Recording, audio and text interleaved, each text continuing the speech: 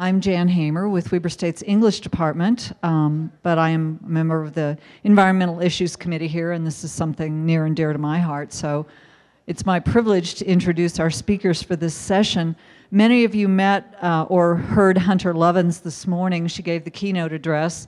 So I'll give you a brief rundown on what she does, but she's the president and founder of Natural Capitalism Solutions, which is a great title, you've got to admit.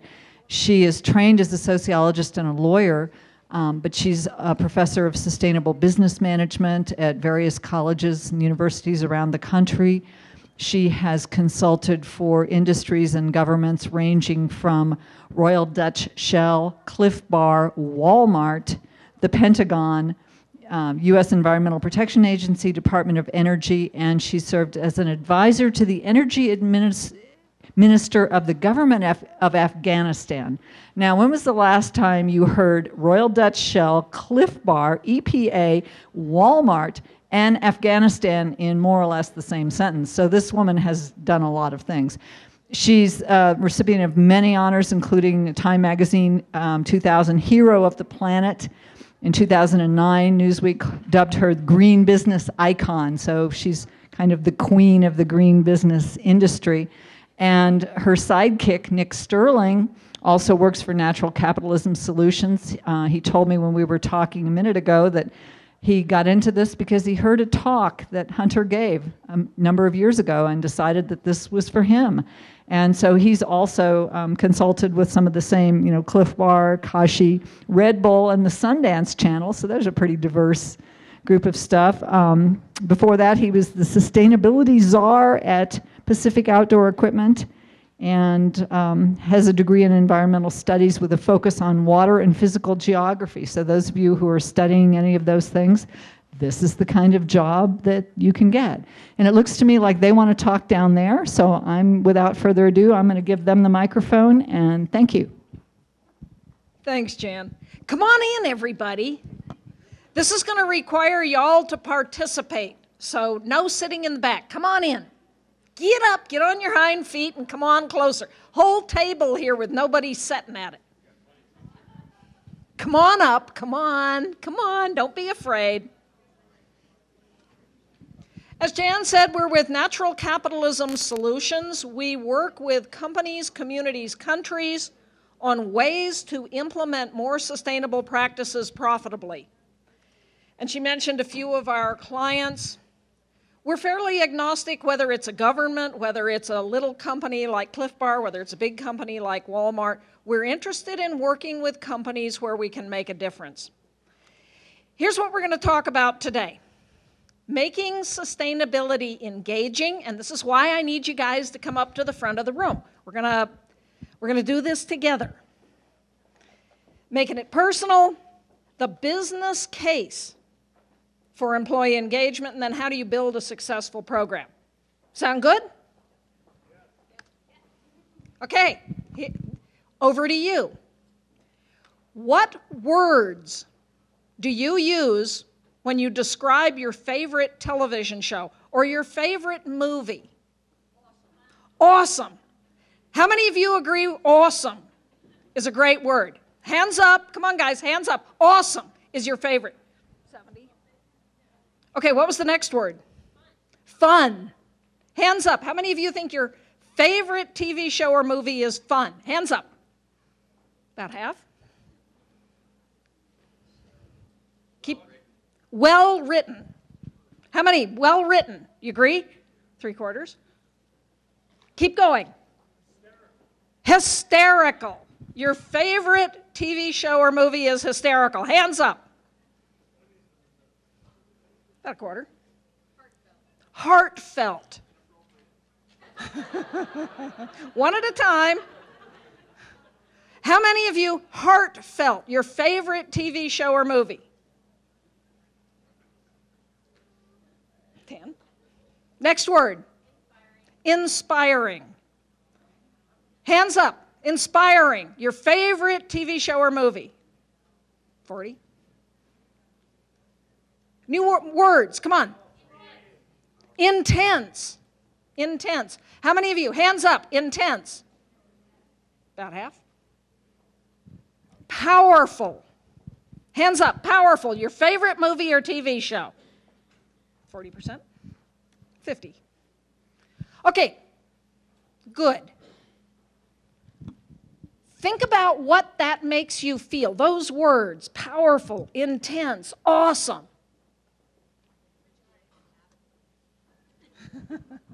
Now, clear your minds. Think about, we're here today at a sustainability summit. What are the words that you would use to describe sustainability? Awesome. Connected. Good. How many agree? Connected is a good word to describe sustainability. 60. Efficient? Efficient. Hands up. How many of you agree? Efficient. 3/4. Essential? Hands up. Essential. 3/4. Responsible. Hands up. About 3/4. Rational. Good. Hands up. Rational. 3/4. Intentional. Hands up. How many of you agree? Intentional. 60. Fun. Fun. 10%. Smart. Smart. Hands up on smart. Sustainability is smart. 2 more. 2 more. An investment. And ethical. Okay. First of all, an investment. Hands up. An investment. And then ethical.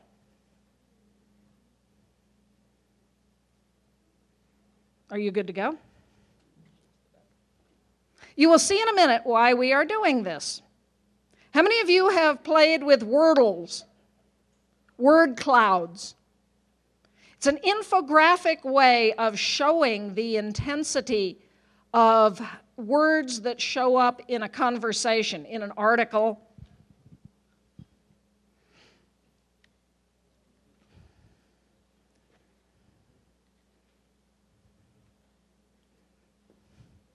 No signal.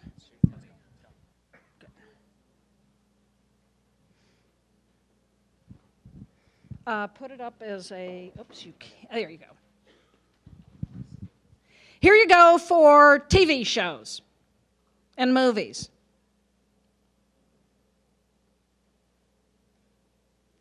And here you go for sustainability. You notice a difference?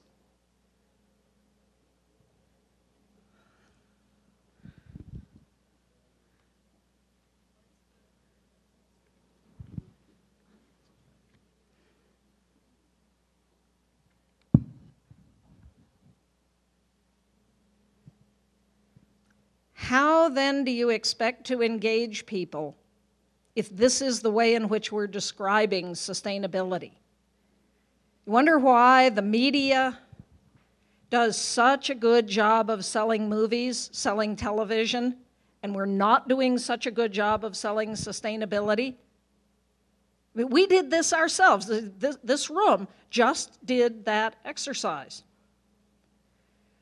I would suggest if we want this stuff to go viral, we're going to have to think about how we're languaging it.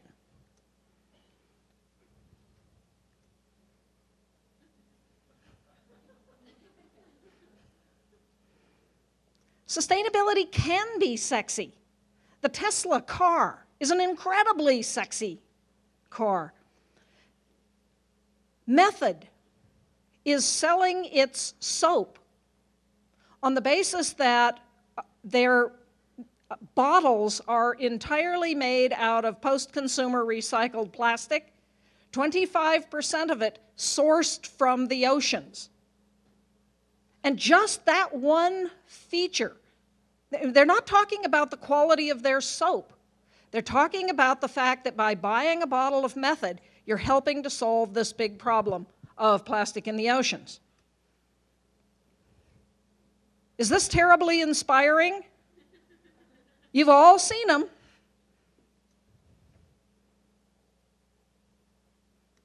How about this one?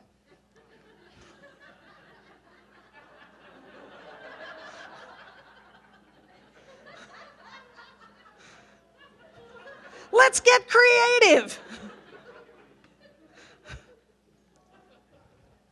New Belgium Beer has a whole set of campaigns about save rivers.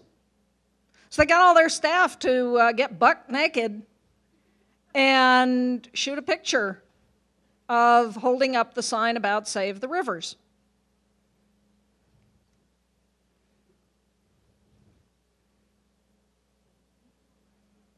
We are a preachy lot. Most conservation organizations, most environmental organizations, most sustainability organizations believe that if we can just put out enough facts and figures, it will change the debate. No, it won't. We need, I think, to shift, and this is Ogilvy Earth. Ogilvy, the big PR firm, created a division of itself called Ogilvy Earth to try to help sustainability groups better message. We need to mainstream this stuff. There's a, we were going to put it in the show, I didn't because we couldn't get a good photo of it. Right out there is an excellent example of this, of the, what's the company? No, pull up your phone. Nick shot a picture of it. The waste haulers who are talking, a Pioneer maybe? Talking about what they're doing as homegrown, as national muscle, republic. That speaks better, I suspect, to a lot of people in Utah than green, national muscle. I like that. The studies have shown logic doesn't matter. Facts don't matter. We all filter the facts that we hear according to our mental filters.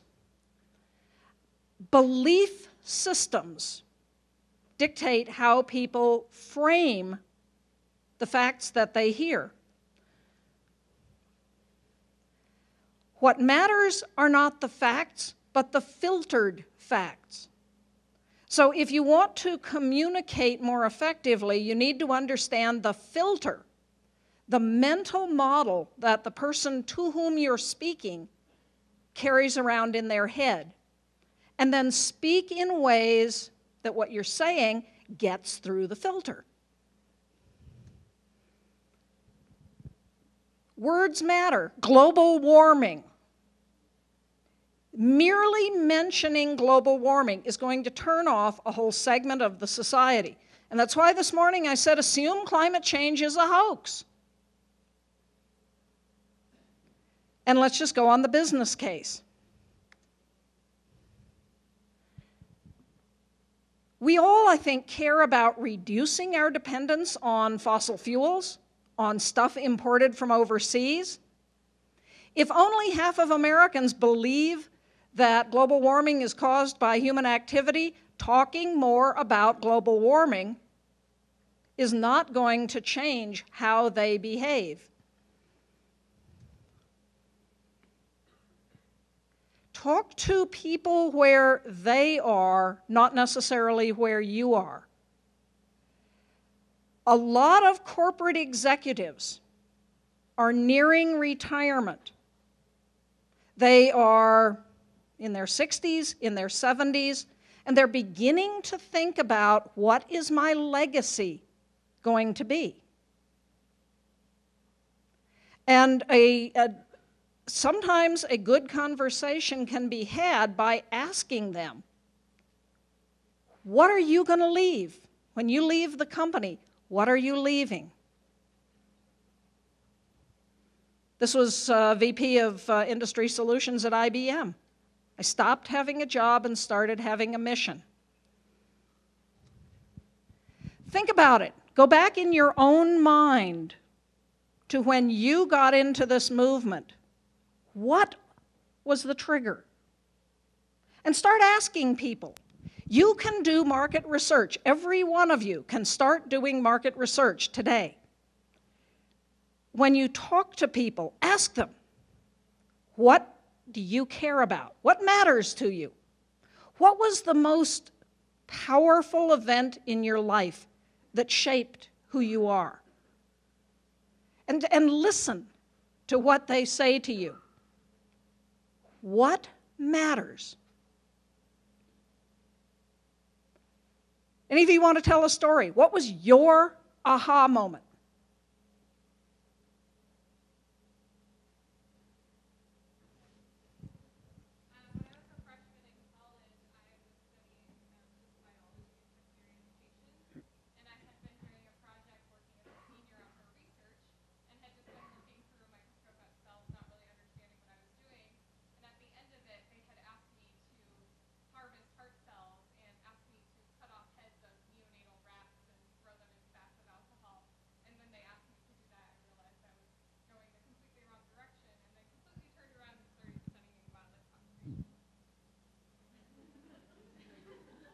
I would submit that if you go back in your own history, somewhere back there was an event like that.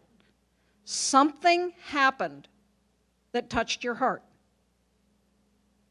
And this is why the Green Movement has always put out these pitiful kinds of stories and pitiful kinds of pictures, because this is how we got into it.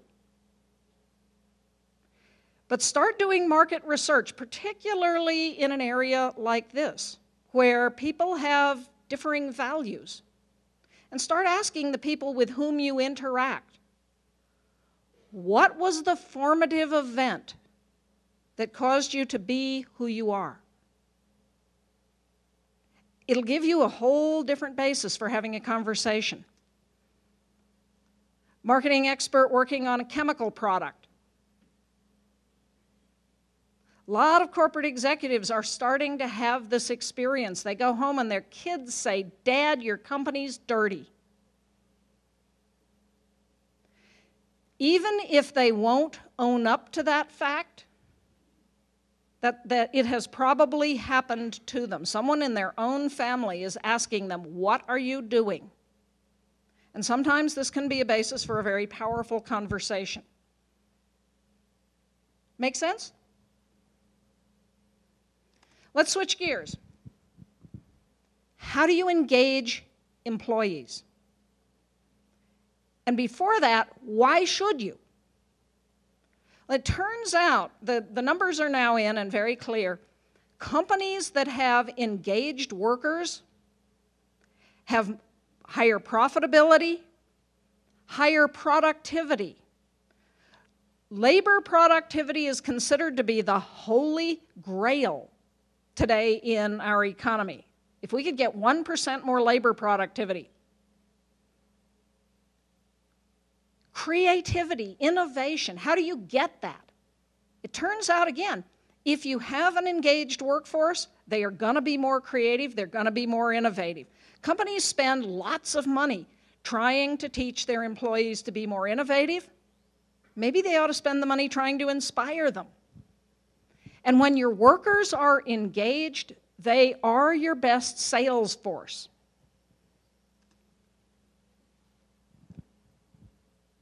How many of you have heard companies say, our employees are our most important asset? Hands up, have you heard that? How are employees counted on a balance sheet? Are they an asset or a liability? They're a liability.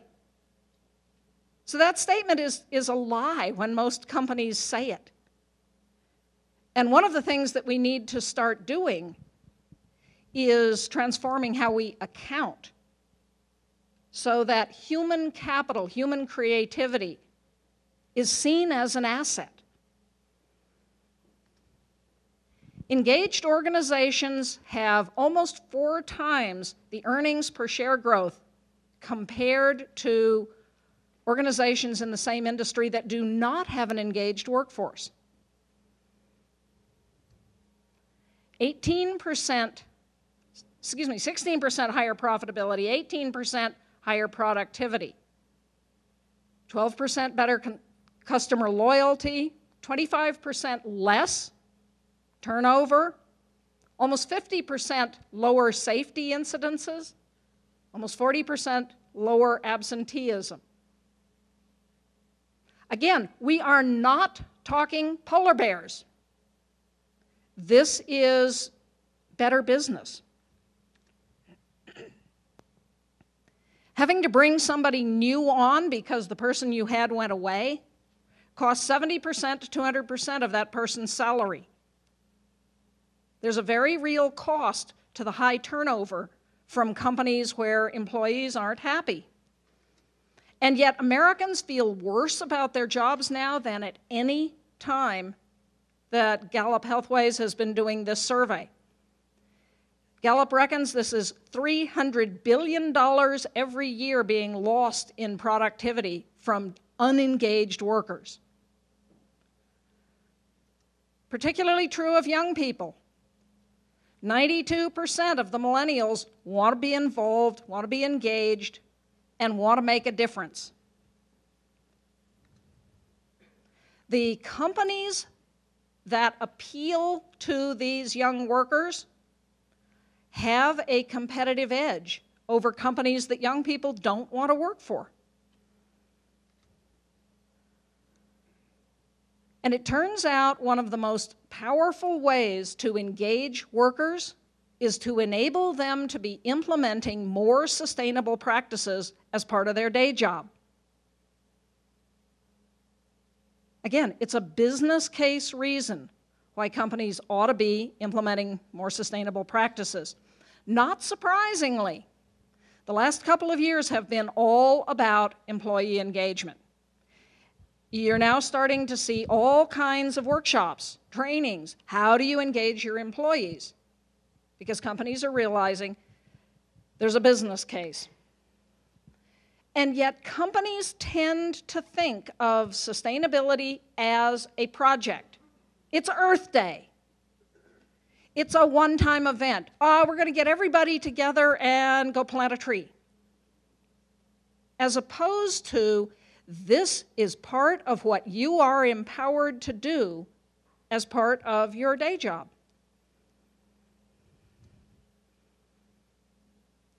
When you are working with an engaged workforce, you can free your people to talk about what they're doing at work.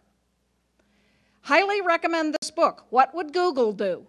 Book written by a man named Jeff Jarvis. He's a Business Week reporter. And he's not so much touting Google as he is saying Google is reinventing the economy. Among other things, because they are making information transparent. We live in an internet-empowered world. Eric Schmidt, the CEO of Google, says, if you don't want your employees talking about something, maybe you shouldn't be doing it. And Jarvis is saying, let your employees talk about everything. Oh, I should have put the Adnams slide in here. There's a brewery in the UK that is voted Brewery of the Year throughout the entire United Kingdom, year after year.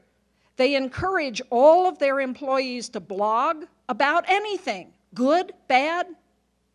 Be honest, they say, and talk about what it is we're doing here at the brewery. What they're doing is implementing sustainability across all aspects of the brewery. The CEO is a man named Andy Wood. I've just gotten done writing a book with him that'll be out in a month or so about how do you implement sustainability across a manufacturing operation. Customers love it when you talk to them, when you're honest with them, when you admit what it is you've done that might be wrong, when you ask their help in how to do it better. Customers will volunteer massive amounts of expertise to help you improve a product that they love. Conversely, if they don't like your product, they will also talk about it. So if you think you can hide something in today's world, You're living in the business world of the 1950s. Sorry, that world's gone. There are a number of companies that are implementing things like Walmart's personal sustainability project initiatives. Walmart said to all of their employees, "What is your PSP?" And let them choose. I'm going to eat organic. I'm going to stop smoking. I'm going to lose weight. I'm going to spend more time with my family. Walmart didn't say, "Oh, but that's not sustainable. That's not about sustainability." They just said, "What is your personal project?" Tremendously empowering to the employees at Walmart. But what that tends to do is lead to a lone rider syndrome. I'm all alone.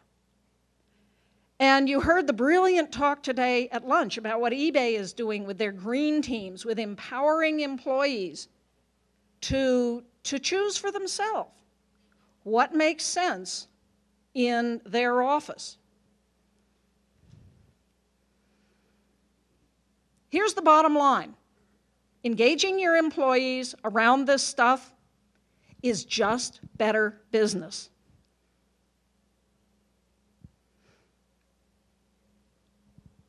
The question then is, how?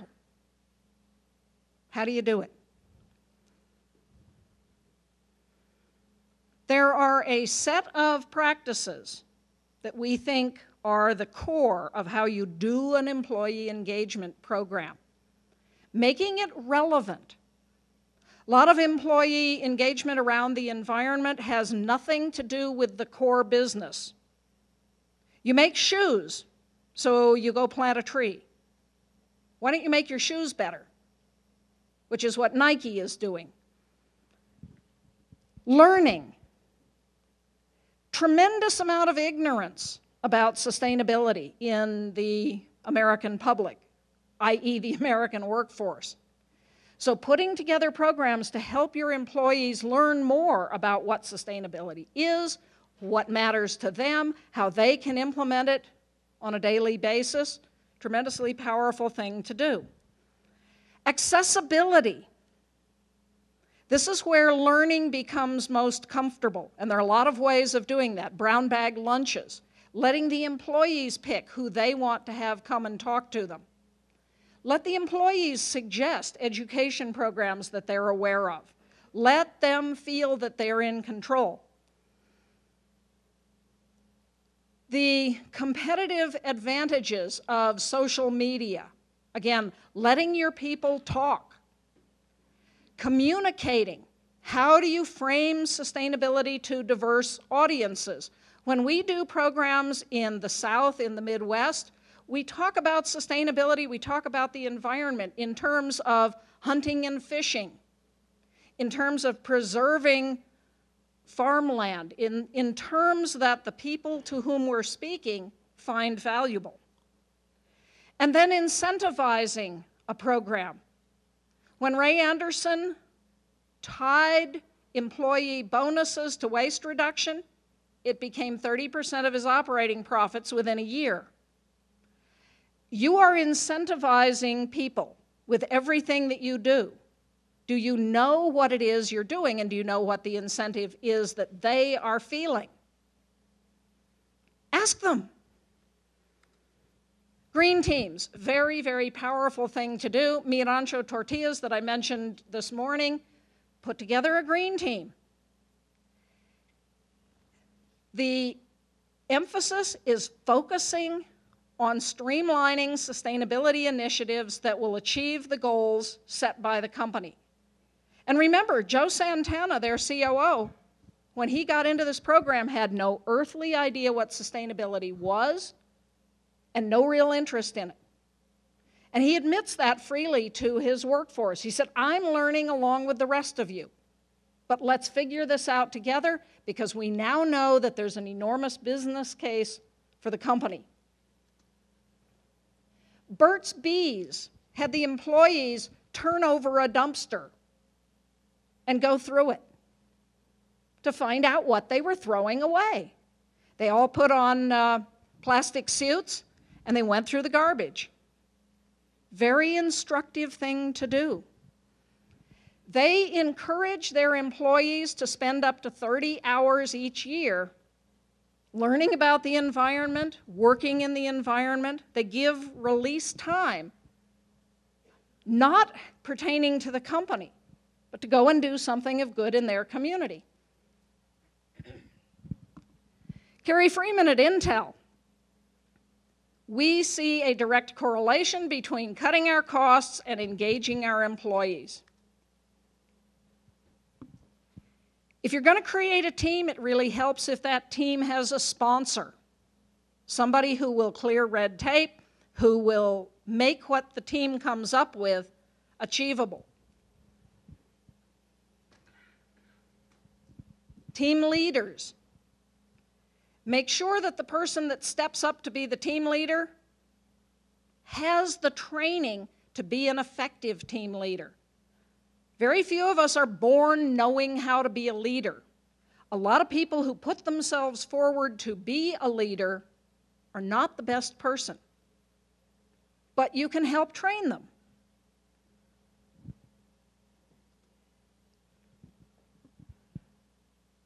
Team leaders should be respected. And who is on the team? Is it all of the greenies that everybody knows are the greenies and have always been the greenies? Or is it a cross-company team, somebody from IT, somebody from marketing, somebody from each of the divisions of the team, so that whatever it is the team comes up with can now be taken out to the rest of the company?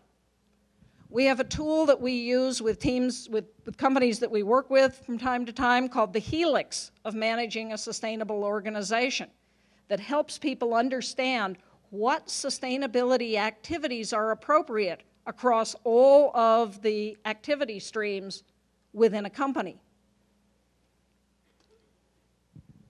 Educate. I mentioned brown bag lunches, very cheap way of doing this, or throw a pizza party, what eBay did. There are a lot of tools out there. We're in the process of putting together a whole set of transmedia, web-based learning tools. This is the Madrone project. But there are a lot of other resources that are out there that you can bring into your company to help your employees learn what sustainability is. Incentives. How are you rewarding people? Stonyfield challenged its employees to cut energy. Again, tied bonuses to achieving that. Reached their goal of cutting energy use 22% per ton of product.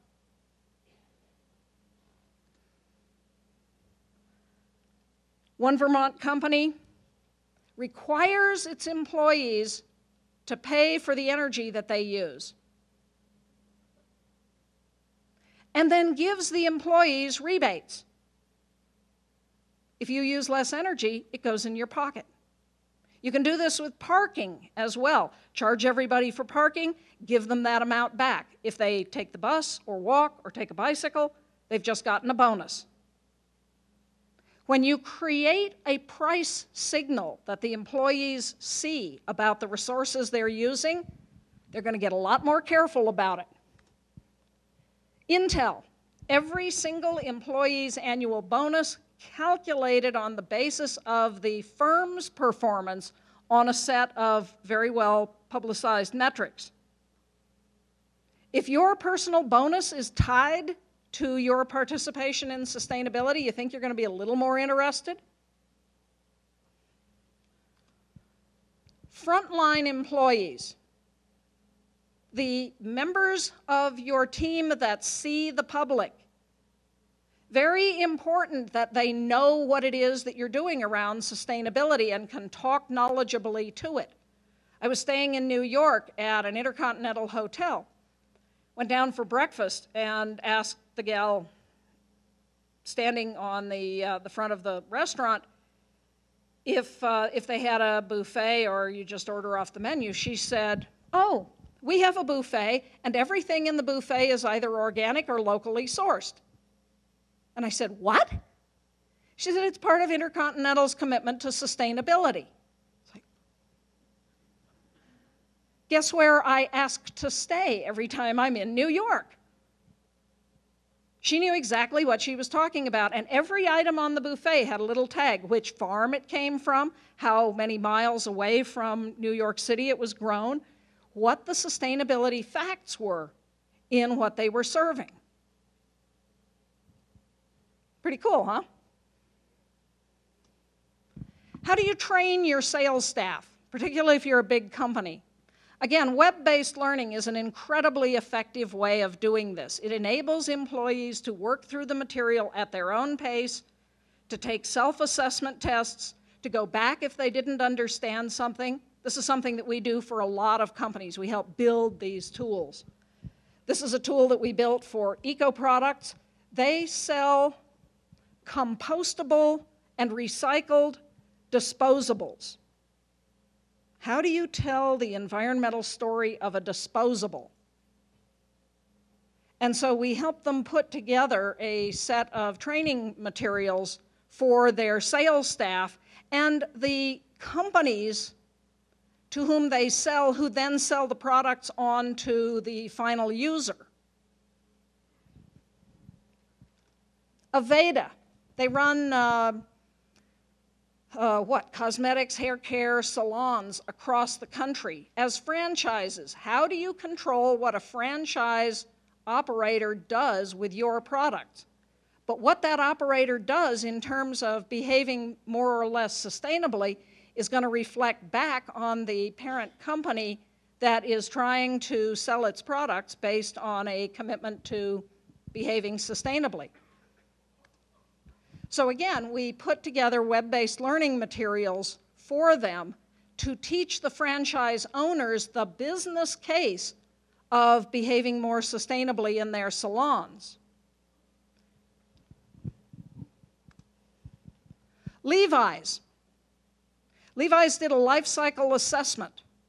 What do you think is the biggest impact on the environment of a Levi? Growing the cotton, that's a good thought. The dye, that's a good thought. Washing it. What happens after the product is sold is dramatically bigger impact on the environment, even than growing the cotton or the dye. How much control does Levi's have over what you do with your pair of jeans? Pretty much a lot. They mounted a social media campaign. They made it fun, showing Levi employees wearing their pants for how many? 2 weeks. 2 weeks without washing them. And every day they had the employees take Instagram pictures of the jeans over the 2-week period, pointing out to the customer, you don't have to wash them every day, and thereby lowering their impact. Again, they made it fun. We've done a lot of writing on this. This is an article we did in Sustainable Brands. We've got various papers on our website. If you want more of this, feel free to contact Nick or contact our website, and you can download information on how you can implement this stuff. When you've done it, what's critically important is that you communicate it effectively. You can do this in-house, a sustainability message board, sustainability listservs, what is the Yammer, internal internets. But don't be a zipper mouth. Talk about what it is you're doing. Tell your story. Sustainability is a conversation. It's a conversation between you as a manager in a company and your employees, between your employees and the people with whom they work, between the company and its supply chain, between the company and its customers. This is all part of this growing conversation around what it means to be sustainable. Brilliant book just out from the people at Front Range Studios, a guy named Jonah Sachs, called Winning the Story Wars: How those who tell and live the best stories will rule the future. Highly, highly recommend that book. I gave a copy of it to the Prime Minister of Bhutan. And where are we on time? We got a few minutes? Talk for a minute. I'm going to set up my... Maybe. Where the hell did I put it? And this is just some additional resources if you're looking for more information on it. But really, if you're looking for, how to design a program, have questions, just contact us. We've been doing this for a lot of different companies, know other people that are doing it, and happy to share any and all of it. Employee engagement really is, as we see it, the next leading edge of sustainability. There's a lot you can do with built environment, with metrics, with energy, but the behavior change and instilling it into a workforce or somebody where they can take it not just from one company, but if they leave that company to their next one, is really where this starts to scale.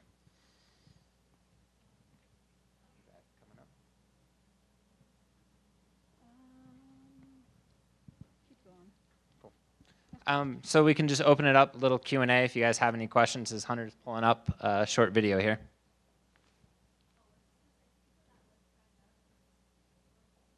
Oh, yes, certainly. give me 1 sec. So any questions? Yeah.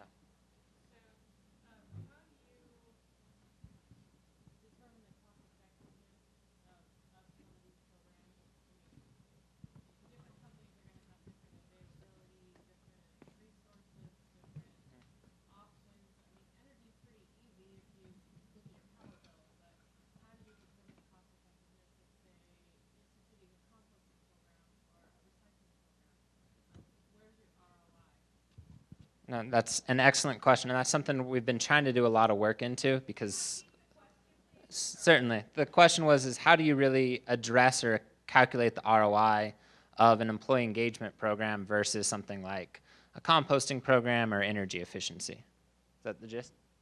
And that's something we've been doing a lot of work on where we call or what we call the fuzzy numbers of we know it's, there's a business case there, we know there's value, it's not zero. But the specifics were a little, it's fuzzy. One of the things we've been doing to back into that is if you look at actually, why are you losing employees if you're losing employees? Is it because they're going to a different company that has, sustainability or environmental credentials or a mission statement? Are you able to attract better employees because you have a commitment? We had a recent visioning session with one of our clients where the junior member in the room, she had been on staff for 3 months, came out and actually said, well, I really think this is important because I actually passed on 2 better paying jobs to come work for this company because you guys care about sustainability. Everybody in the senior executive team at that point was on board. People pretty much thought we slipped her money beforehand to say that. And so that's where it's not so much demonstrating the hard ROI, but finding those success stories or those wins to demonstrate some of the studies that are backing this up and proving it. Any other questions? Is Hunter still pulling up the video?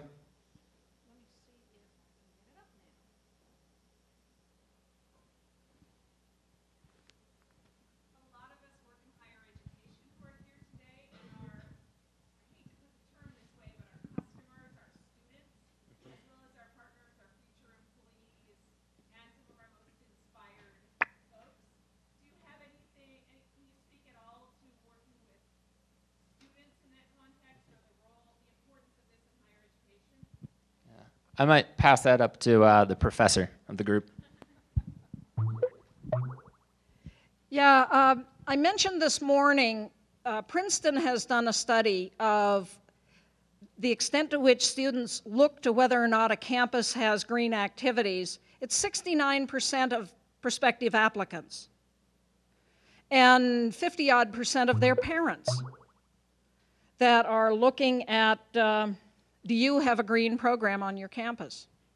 Students overwhelmingly want this. Something like 79% of all new courses added in the past couple of years have been around sustainability. The important thing to do is, to ask the students. Create green teams on the campus around transforming the curriculum.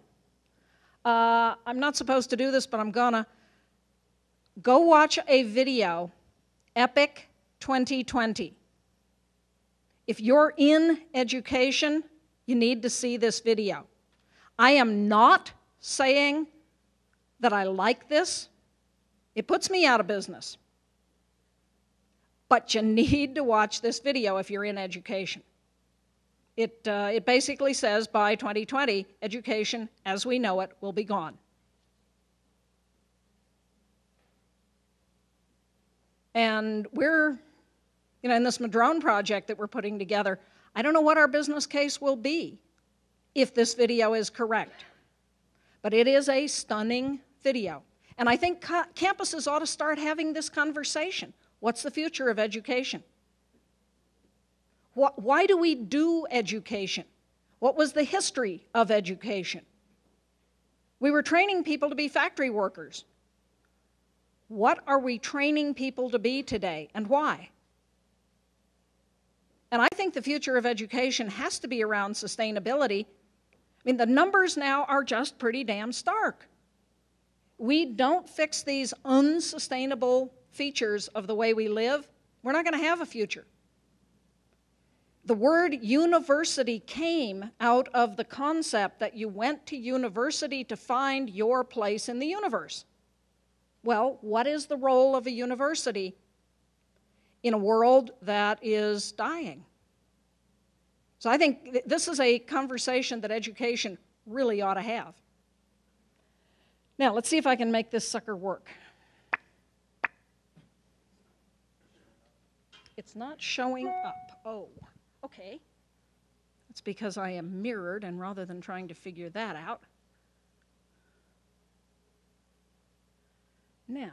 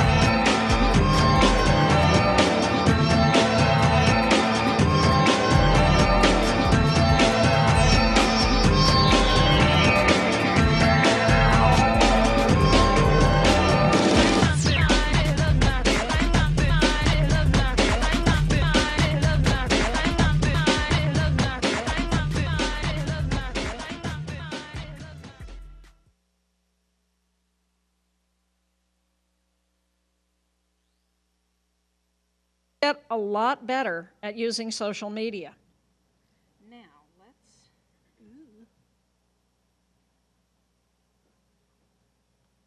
oh,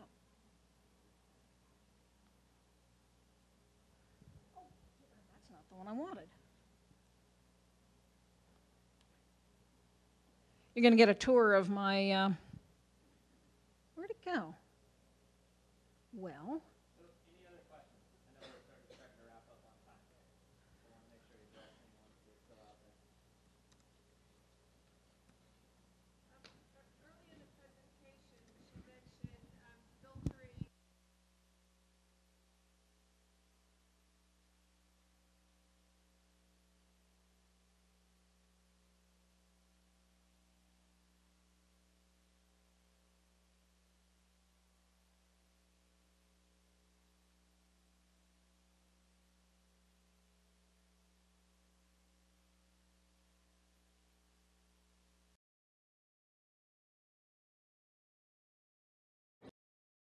what we're going to do is Eric is going to begin and tell us a little bit about his views, and then I want to introduce two other very important people. Dan Riker. Dan Riker is the director, I have to get this right, of Climate and Energy Initiatives at Google.org. He's also a former NRDC staffer, which we're very proud, and he's currently on the Obama Energy and Environment Transition Team, too, as well as being a former Assistant Secretary for Efficiency and Renewables in the Department of Energy. So he is a true expert, joined by our own co-director of our energy program, Ralph Cavanna, who for 30 years has really been leading the charge on how we promote energy efficiency and develop a new energy future for the United States as well. So this is an amazing team, and Eric's going to start off and give us his views and strategy of how to move forward, and then we'll have some questions, conversation among us, and then questions from you. Well, thank you. I've had the privilege of working with NRDC and with Francis in particular for some years here. And this organization is the organization that gets stuff done. There's a lot of organizations that sort of talk a lot. And something about the construction, and I think we have a few people who know how this was done, and I'm sort of in awe of what you did. You managed to figure out both the policy and the enforcement side of what you're really trying to do. So if there's anything that I can say about the NRDC, this is an organization that's worth supporting, following, and participating in, partly because of Francis' leadership, of course, but also because it's a systemic solution to a big problem. It's been around for a long time, and it's got a pretty impressive track record. You know, my story, it's easier if I tell this as a story, is I went to an NRDC event, and someone said 40% of the energy and emissions comes from buildings. I thought, wow, it's a big number. I mean, you know, and they had one of these, you know, terrible slides, we're all going to die, and so forth and so on. And I thought, 40%, you know, and that's one thing that we have a lot of buildings. So I call the Google folks in, and I said, what are we doing about the 40%? They go, oh, well, we have this idea, that idea, this idea, that idea. And I said, well, I was put on my sort of Republican CEO tough guy tone. What's the payback? And they said 18 months. And I said, what? He said, I don't have to pay for this? He said, no. So I said, why don't you do it? No one asked. This is a real conversation. So all of a sudden I realized all I had to do was to ask. These people have been coming up with ideas. They've done the math. It's relatively straightforward. These are positive NPV investments. I said, good, do it. Come back when you need more money. Okay? So they did it. And of course, we have millions of dollars of savings at Google, which goes, by the way, right to our shareholders. So good Republican behavior. And by the way, it's the right thing. So I learned a lesson. You have to ask. And those of you that are in charge of things or participating in this, it's time to act. You can sit there and you can say, oh, you know, woe is me, this is a problem, and so forth. Take action yourself. So after replacing all the light bulbs by CFLs and so forth and so on, it actually begins to compound. So then they show up again. And they say, we have a new idea. What? Let's have the world's largest private solar generating system here on campus. Okay. And one of the side benefits is that you have a carport which has solar panels on it which shades the cars. Plus, you can have a little plug with the electric cars. You can plug them in right to the solar panels. Perfect. How much does it cost? Oh, I don't know, not that much. What's the payback? Less than 10 years. And we have these great tax credits, which are about to expire. Even better. Do it. So all of a sudden, and for a while, until about 6 months ago, we had the largest 1.6 megawatts, in fact, which covers roughly 20% of our electric needs in our campus. Again, what's the compound of that? As electricity rates rise over 10 years? These are very conservative assumptions. It's a no-brainer from a shareholder perspective. So my point in those two stories is that you start, when you actually do the math, you discover doing the right thing is also the right thing for business. And if there's any message that you should take out of NRDC's involvement in this, and certainly my involvement, is that you don't have to choose a good or a bad outcome. So meanwhile, Dan Riker shows up. Okay. We have a philanthropic arm. We'd given a couple $1 million grant for energy efficiency to NRDC. You know, we meet all these interesting people. He comes in and he says, we can do better. we start looking at energy efficiency, we start looking at renewables, we start looking at technology. And Google is an information company, not so much an energy company. So we start building things that involve smart grids and so forth. And I'll talk a little bit about that. And of course, he's the expert. This proceeds, we make investments in solar, enhanced geothermal, and wind. We have a detailed strategy, tens of millions of dollars in investments in companies trying to get it kick-started. Because I'm going to run out of normal, conventional, oh yes, perfectly reasonable NPV decisions as a company unless these new technologies become available. Right? And we're a significant user of power. So I've got a good business reason to do it, plus I have a good social and philanthropic reason to do it. So we're having this conversation. Is there a way, question, is there a way to solve every known problem at once?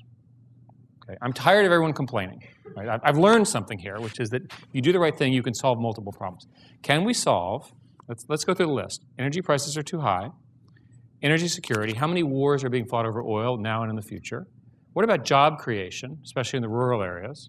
What about building businesses that are exportable outside of the United States to create wealth for Americans?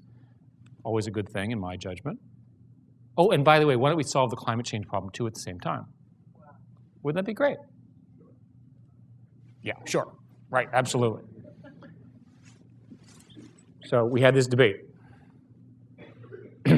So the first calculation was it would cost $1 trillion. And I said, hey, it's easy to get $1 trillion. Just put a gun to the head of the Congress. Oh, sorry, wrong discussion. Sorry, that was a different conversation. It's only $1 trillion. You can get it in a week, okay? By the way, that's over 22 years. NPV is $200 billion.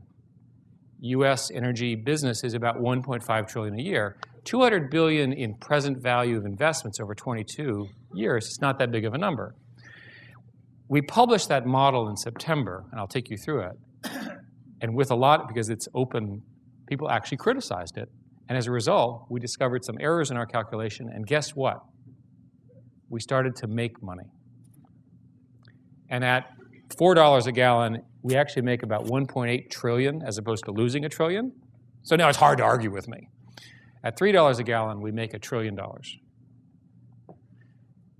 is pretty neat. I mean, it doesn't get better than this, guys. You know, here I am with my businessman hat on, making $1 trillion, which everyone could use. Plus, we're going to solve every known problem at once. So how do we do this? Look, this is pretty good. So the first thing we do is we separate out energy, essentially generation, from transportation. Remember, energy generation is primarily coal and natural gas, mostly coal in the United States, with some nuclear and so forth. Is there a way to take all the fossil fuels that are currently being used, roughly 70% of the electric power, most electric power used in the United States, and replace it? Because remember, these plants die. They have to be replaced and so forth. There's new demand. So with some assumptions, including holding energy efficiency per citizen, that is energy consumption per citizen constant, which has been true in California since 1973, not true in many other states, we're able to take the money that's saved from that single idea and plow that into the construction of solar, wind, and enhanced geothermal, as long as there's the proper grid to get this stuff around. I'll come back to that. The math works. So you say, where do we get the $1 trillion? So it turns out that's roughly cost even in the current calculation. And you can read all this on using your favorite search engine. Just type Google 2030 energy plan. The second thing that we do is we look at transportation. Most of the issues around oil are really related to cars and trucks. Trucks will be solved largely by LNG fleets and other kinds of things like that. But cars are this huge opportunity. And it turns out that in the middle of all of this, Google and a number of other companies, but in particular Google, and I think under Dan's leadership, so I'll give you a little bit more credit here too, came up with this notion of plug-in hybrids and getting people using them. And as you know, what a hybrid is it's got a mixture of a battery and essentially I think of it as an electric engine and a gasoline engine. That electric engine uses the battery and so forth. Plug-in hybrids essentially have a bigger battery and they use the battery more. It's the easiest way to understand it. The latest technology uses the battery to power the electric motor, and that when the battery runs down, the gasoline engine turns on, charges the battery powers the electric motor, car goes off. Okay, what kind of efficiency can you get with such a device? About 100 miles per gallon. If you assume fleet-wide increases in roughly doubling from 35 to 70 miles per gallon, all of a sudden you save $1 trillion, right? Because gas prices held constant over the number of miles and so forth. So now you've got to get those cars in people's hands. You actually have to build them. So in our plan, and you'll see this, we actually accelerate the buyback of polluting cars, also known as our current cars, so forth. So we presented this, and people said, way not aggressive enough. I said, not aggressive enough? We're already making $1 trillion solving unknown problems. Okay, like, what's your complaint? Okay. Well, the first thing is you haven't accounted for coal, basically carbon sequestration for coal. Yeah, but that's positive to our model.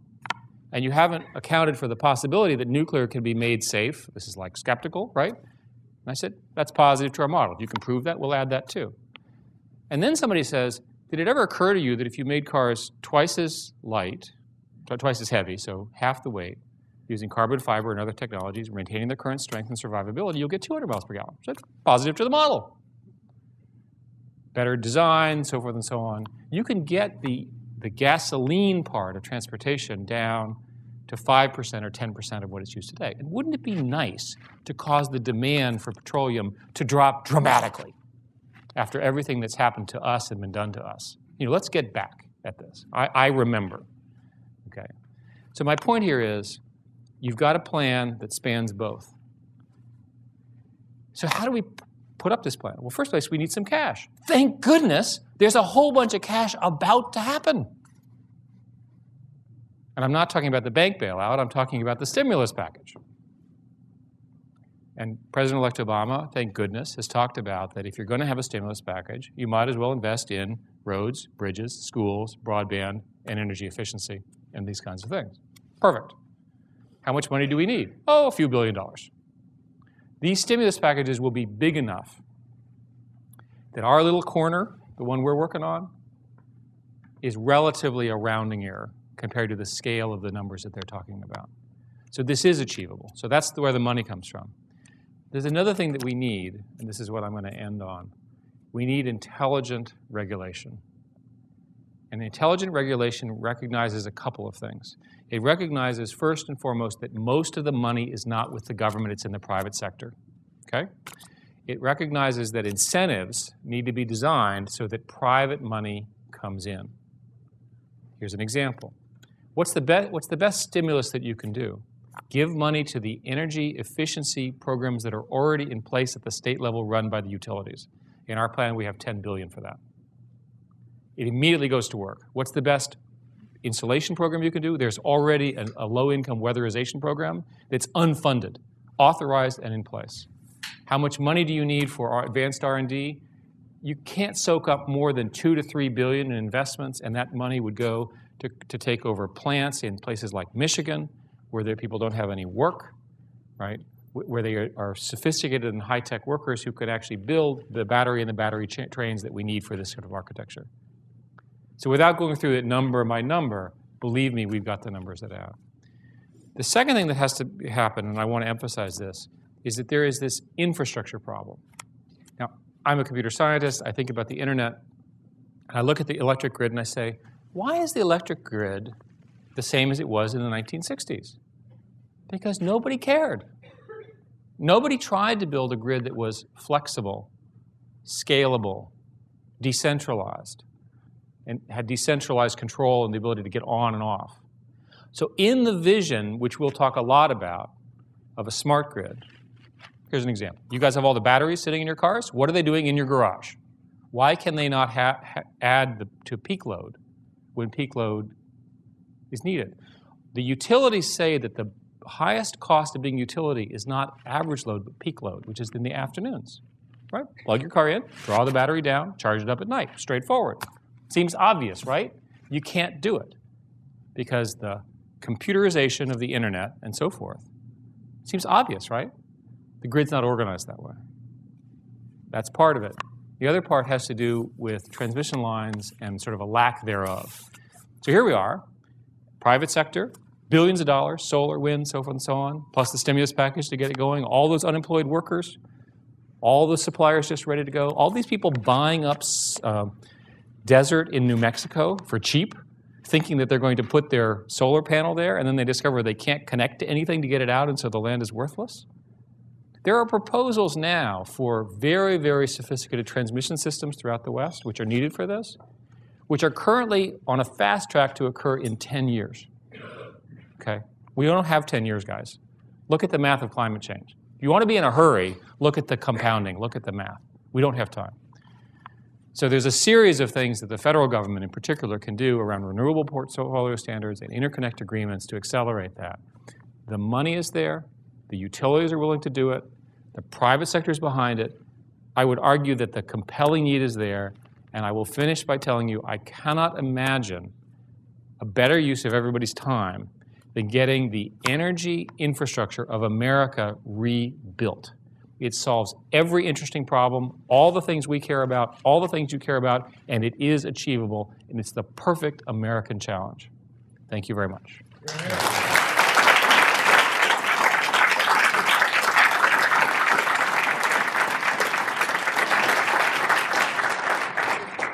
I'm Ralph Cavanna, the Energy Program Co-Director for NRDC, and the plan for the rest of the evening is for me to comment very briefly on Eric's remarks and then initiate a conversation which will quickly draw as many of you in as we can, so be thinking about your questions. Now, what I wanted to say about the Google 2030 Clean Energy Plan is that what you've just heard is a quite wonderful rebuttal for the most common mistake that has characterized American energy policy for 30 years, dominated the Congress that entire time. It was referred to during the recent presidential campaign as the all-of-the-above strategy. Its fundamental insight is that to meet America's climate and energy challenges, you've got to do everything as rapidly as possible. All the coal, all the nuclear, all the gas, all the renewables, all the energy efficiency. The Congress of the United States never met a resource that it didn't like. And if you've got an articulate lobbyist or an attractive scale model, and sometimes you only need one, you can be reasonably assured of being included in the next federal energy bill. But the problem is we don't have unlimited resources, and Eric has laid out the time constraints that we face, and all of the above just doesn't work. What he's given you instead is a system where, after letting winners and losers emerge on the merits, you have a future you can believe in, driven by and dominated by energy efficiency and renewable energy. To tease out just a couple of pieces of it and give you a sense of what we're trying to do to realize that vision, notice the importance, first, of two things that he talked about a lot that most people never talk about in this context. One was the importance of energy efficiency as a resource. And when I subject Dan Riker and Eric Schmidt to merciless cross-examination, I'm going to ask them a question about energy efficiency that all of you want me to ask, in terms of why groups like NRDC have not been able to make it sexy, why Eric is not. And I'm going to answer that question. I'm going to answer that question by turning to my friend Dan Riker and He doesn't work there either. He doesn't work there either, but Eric, he did it one time. You work there. He's a credible guy, and he's going to give you the first insight into how we're going to make it work. But, you know, the good news is, even without making it sexy, we have succeeded, Eric, to reassure you just a little bit, in actually making it a very high priority resource, an investment candidate for a sector you also talked about that most people don't, which is America's even more boring down-home, hometown utilities. The electric and gas utilities that connect through their wires and pipes to more than half the global warming pollution in the U.S. economy. And a critical challenge, if you want to think about the investment Eric was talking about what we need to do to realize that efficiency and renewables vision, the utilities are critical. They manage those ancient grids he talked about. They make the investments in the renewable energy resources. They're in a position to push energy efficiency as an alternative to power plants if you give them an incentive to do it. For most of the utilities in the United States, for most of its history, they had perfectly perverse incentives. If their customers used less energy, they automatically lost money. If they bought renewable energy from an independent supplier, and more of them want to sell, at best they could pass the cost through. They had no earnings opportunity, comparable to what they could get if they built one of those coal or nuclear power plants. And what did you get for most of the history of the utilities with those sorts of incentives? Unsurprising and wholly uninspiring results, and that's changing. What I want you to know is just this past Tuesday, NRDC and the nation's utilities, the Edison Electric Institute, which represents them, which I expected to spend my career suing, went before the National Association of Regulatory Utility Commissioners and essentially embraced Eric Schmidt's vision. What we said was, we are prepared to go before all of you state regulators to change the rules so that energy efficiency or renewables are profitable for utilities if done well, and so that utilities as a collective whole, those entities that account for half the global warming pollution, can together work with us, with all of you, to get the goal is easy, simple, maybe not sexy, but rather compelling. It's all cost-effective energy efficiency. All the energy efficiency we can find at lower cost than power generation it replaces, and the Google Energy 2030 plan gives you some sense of how big a deal that can make. Two other very quick points. One of the most powerful engines for making energy efficiency happen at the scale we need it, as quickly as we need it, is to lock in the gains we get through the incentive program's inefficiency standards. There's a lot more we can do there. The nation's utilities pledged on Tuesday to join us in advocating more aggressive efficiency standards in every category of energy use. To give you an early example of the success of that partnership, most of you probably didn't even realize that just within the last year, we managed to get an efficiency standard passed by the federal government, drafted at NRDC with Google's support, that will affect every one of America's 4 billion sockets that light bulbs screw to. I bet you didn't know we had 4 billion sockets.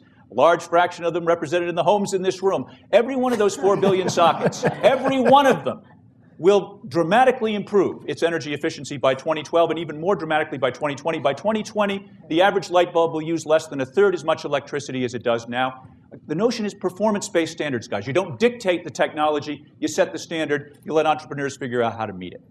I think what I want to do now is begin a conversation about the last and maybe most important part of this discussion. How are we going to get Congress? The one thing we clearly need Congress to do is to act on climate, set limits on mandatory limits on global warming pollution. This is a group that will have a lot to say about how that happens and how quickly.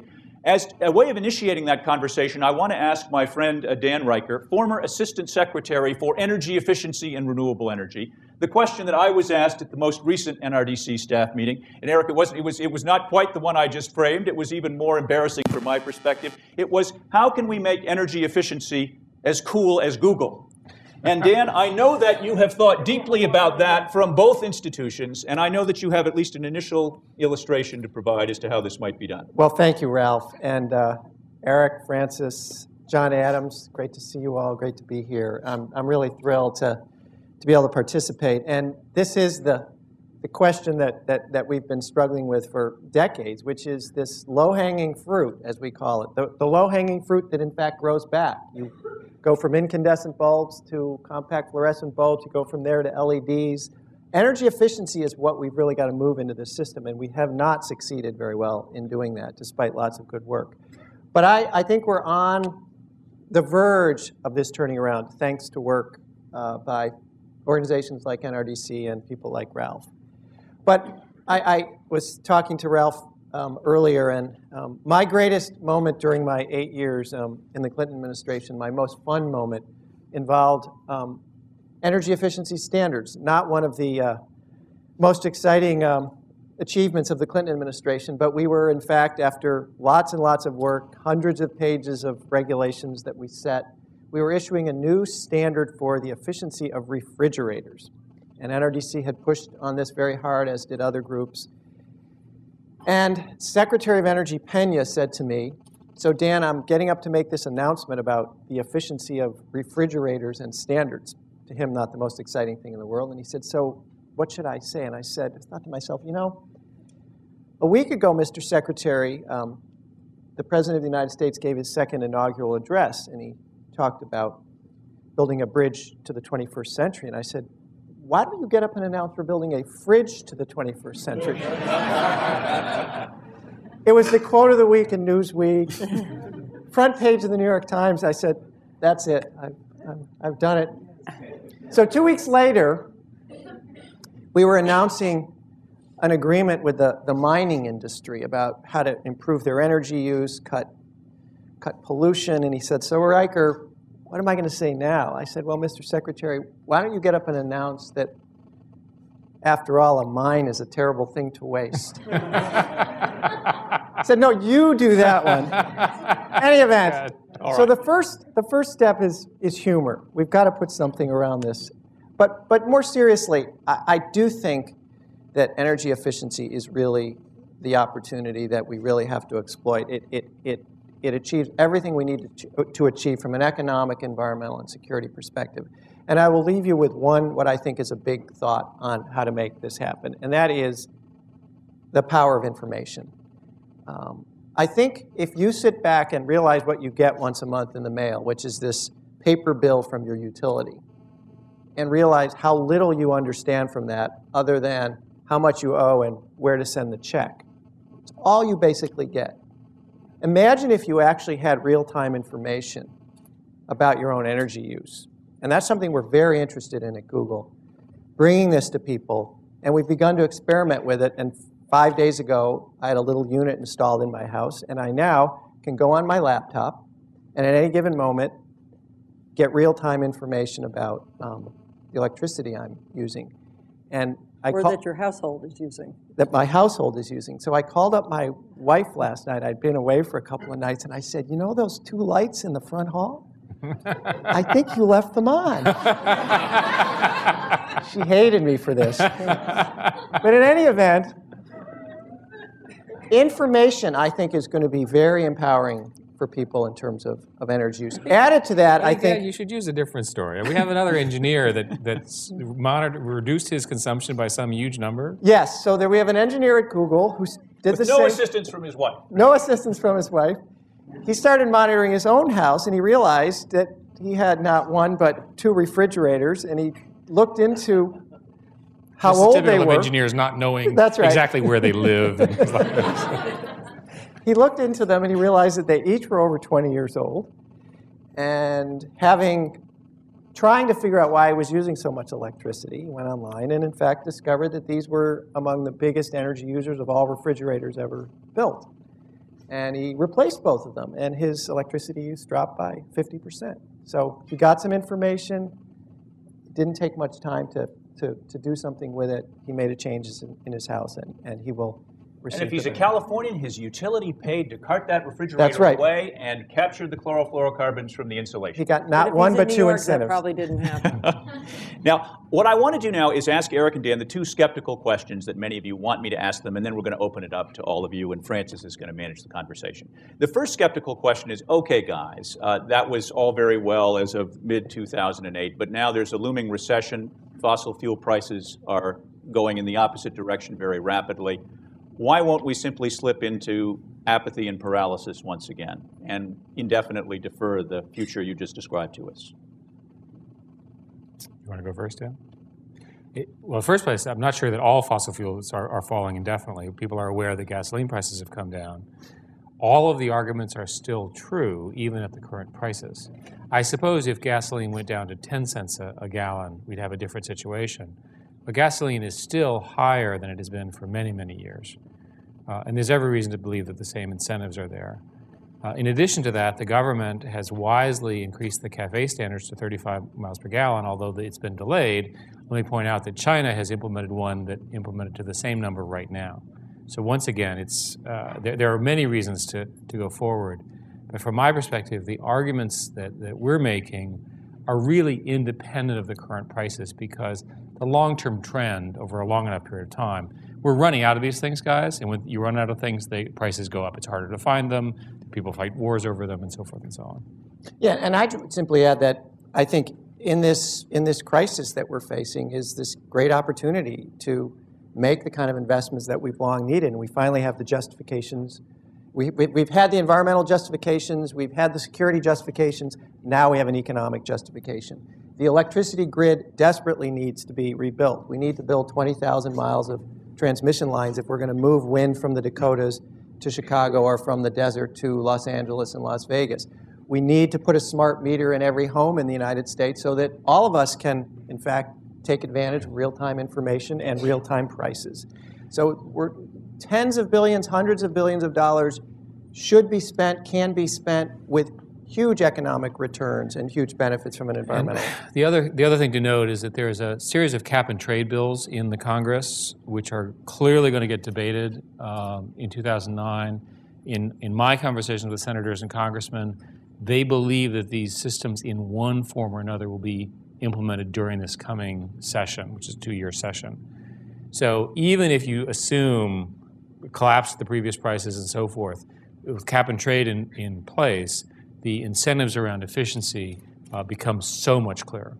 And what also comes from that are the revenues that are derived from essentially auctioning the permits for greenhouse gas emissions. And those revenues are very significant. So instead of having to, in a sense, use taxpayer dollars as we will in this initial stimulus, we will have a new source of large amounts of fund that can be invested in these changes that we desperately need to make. And, oh, go ahead. Can I just ask Yes. Eric, I mean, you've been talking to members of Congress about cap and trade program, but you're also in conversations with other CEOs, leaders in the business community. So do you see them joining you in this view that this legislation has to pass? Where do you see the business community, your peers? Are they in these same conversations that you're in, or what do you think is going to bring them along? You know, you have some sympathy for the utility executives because they have a lot of stuff coming at them. They're regulated. They have all these people yelling at them all the time.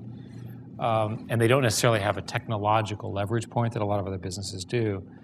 The CEOs that I've spoken with all express a concern that cap and trade be done in such a way. You have a problem with cap and trade of what's your starting point? Right? Once the starting point is established, it looks like the market worked pretty well. But the primary concern is actually a tactical one. If you've already made tremendous efficiency gains, you'd like, as part of starting in the cap and trade system, to not be penalized for that good work. And you don't want the worst polluter to get the largest gain. So there are many people working on making sure that the starting condition for cap and trade is such a thing. And that's, in fact, what I hear. Most people that I've talked with either accept or grudgingly accept that there will be a cap and trade because they all have families and children, and they all understand that eventually you're going to have to put a price on carbon. There are some people, and I was in a meeting on Tuesday where we had this sort of, I thought, relatively bizarre argument among the utility companies of whether it was better to have a carbon tax or a cap and trade system. There are complex arguments in favor of the two, but I observed that one has the word tax in it and the other one does not. Therefore, the other one will win. That's right. I want to ask you all to join me in thanking Eric for his time so much. Thanking Ralph, thanking Dan, and thanking our hosts at Google. It's been a great evening, and you will all see how this unfolds over the next many months and many years. We have a lot to do, and we've had a great conversation about what the path is that we need to take. So thank you very much again.